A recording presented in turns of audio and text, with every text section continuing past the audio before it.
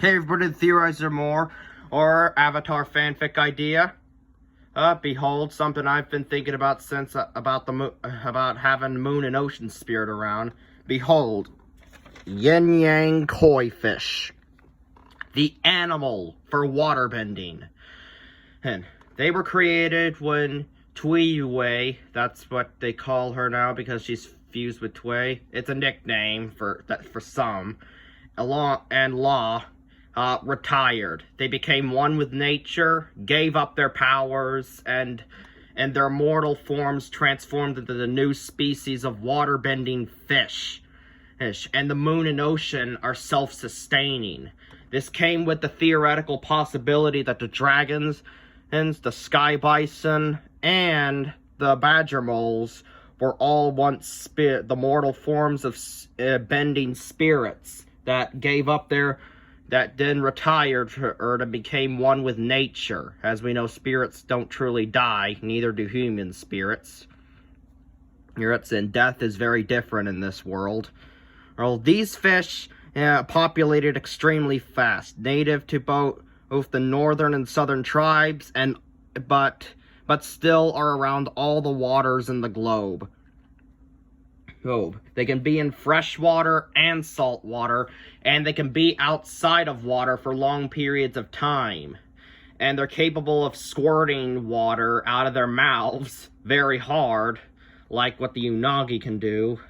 They can come in all different forms of black and white. They're not like zebras. They have stripes and polka dots.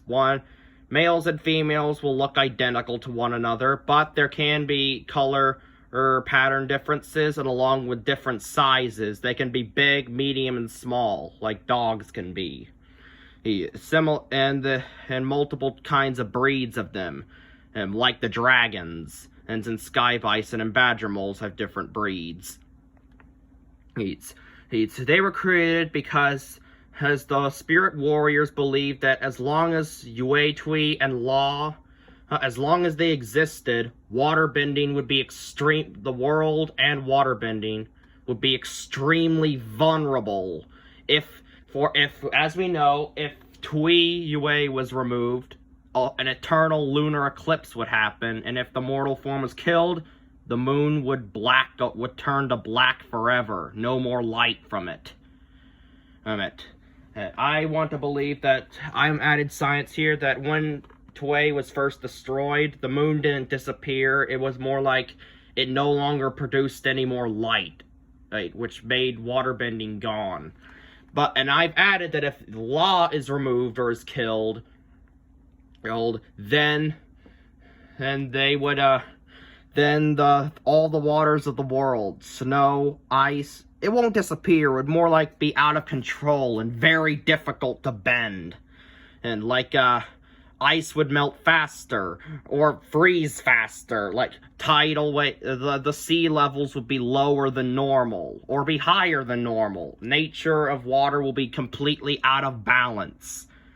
And I also want to with the help of the spirit warriors, Yue, Tui, and Law retired, became one with nature and their mortal forms, the koi fish species. And how you learn from them is they don't just represent how there's life in water. They also represent how the life lives in the water. Not just them, but all life in the sea. How they fluidly move in it. It teaches them people how to swim. Those are new traditions on how to waterbend. Learning that it's more than just push and pull. It's also living in it. Being part of it. And embracing it, and being dependent on it. These fish are also illegal to poach too, just like bisons, dragon, and badger moles, and along with other endangered species.